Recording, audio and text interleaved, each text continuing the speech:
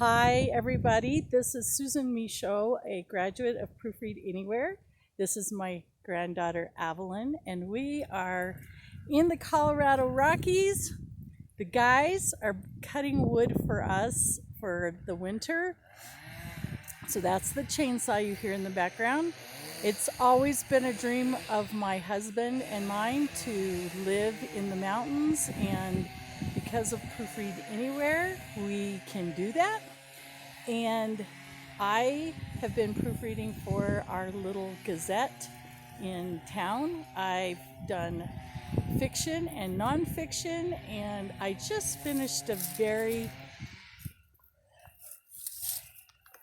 excellent book on it's a letters to President Trump, weekly letters to President Trump, and it was fascinating. So I just very glad I found Proofread Anywhere. I am indebted to the mastermind group.